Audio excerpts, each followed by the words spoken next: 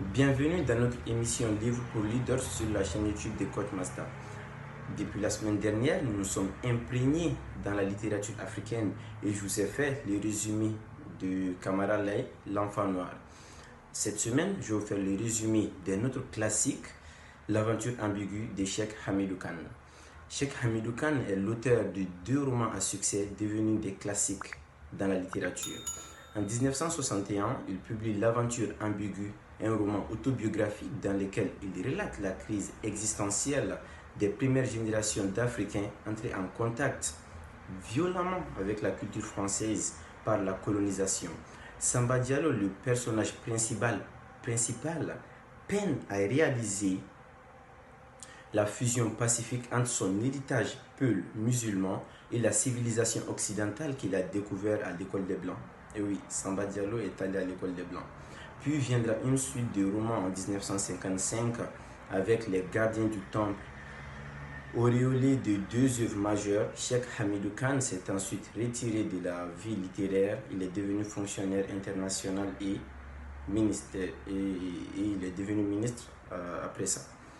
Alors, parlons de notre livre, L'aventure ambiguë. L'aventure ambiguë nous relate l'histoire d'un petit garçon de 7 ans du nom de Samba Diallo qui est parti étudier chez un maître appelé le maître des Dialobés pour apprendre le Coran. Alors, avec l'accord de ses parents, Samba Diallo excellait dans ses études, mais le vieux Tchorno était très sévère envers Samba. Il le frappait, le piétinait et souvent le brûlait. Et Samba était le neveu du chef des Dialobés. Et le chef des Dialobés avait une sœur qu'on appelait la Grande Royale. Alors la Grande Royale était contre ce traitement envers son neveu et elle a mis tout en œuvre pour que Samba puisse partir étudier dans l'école des Blancs. Alors le maître, le vieux Tchorno, n'était pas d'accord, ainsi que le chef des Dialobés.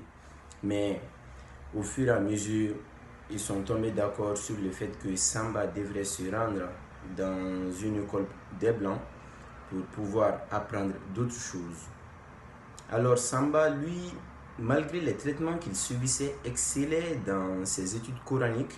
Et quand on l'a amené à l'école, c'était pareil. Il était vraiment brillant, vraiment excellent.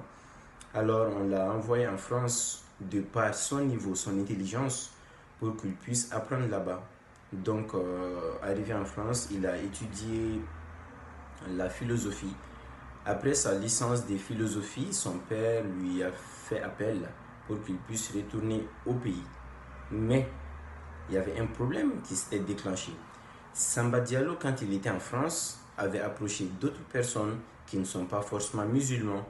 Il avait découvert d'autres cultures et sa conclusion était que Dieu n'existait pas.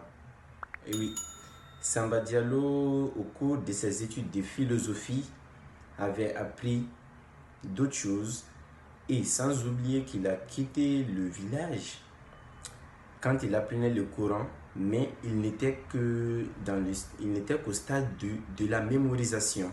Il ne faisait que mémoriser et voilà, du coup, il n'avait pas appris tant de choses sur l'islam.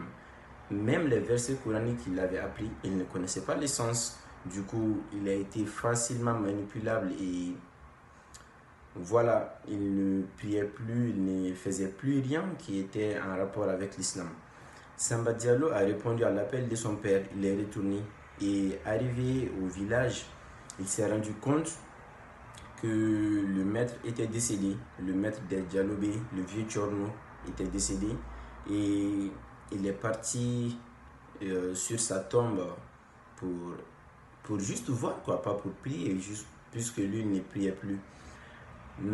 Et dans ce village, il y avait un fou. De temps en temps, Samba Diallo allait à la tombe de son maître, se promenait un peu, méditait un peu. Donc ce fou s'était mis en tête que Samba Diallo était le maître, puisque lui, il était ami avec le maître et il n'était pas du tout d'accord avec l'idée que le maître est mort. Donc, dès qu'il a vu Samba Diallo, il le considérait comme son maître. Donc, à chaque fois que l'heure de la prière arrivait, Le vieux fou, il approchait Samba Diallo, il l'invitait à aller à la mosquée ou bien à se lever pour prier avec lui, mais Samba Diallo n'acceptait pas. Et cette situation a vraiment duré jusqu'au jour où le fou, il était vraiment furieux contre Samba. Il l'a supplié en vain, il le brusquait même des fois pour que Samba Diallo puisse se lever et prier avec lui. Samba Diallo, il n'en pouvait plus de cette situation et il n'a pas pu se contenir. Il a dit clairement au fou que voilà, lui ne va jamais prier, quoi, il ne va plus jamais prier. Et le fou, voilà, dans sa folie, a commis l'irréparable. Il a tué Samba Diallo. Voilà, c'est comme ça que l'histoire s'achève. Mais bon, j'espère que vous en tirerez beaucoup de leçons.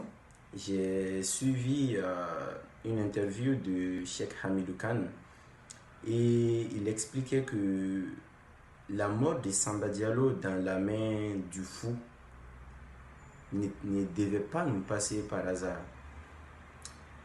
Cet événement doit susciter en nous l'idée que lorsqu'on veut emprunter le chemin de l'école, le chemin qui n'est pas le nôtre, de nous mettre en tête que ce n'est pas sans danger. Et la mort de Samba ne signifie pas non plus que nous ne pouvons pas concilier notre religion, nos cultures africaines et la civilisation européenne. Alors je vous dis à la prochaine pour un autre résumé.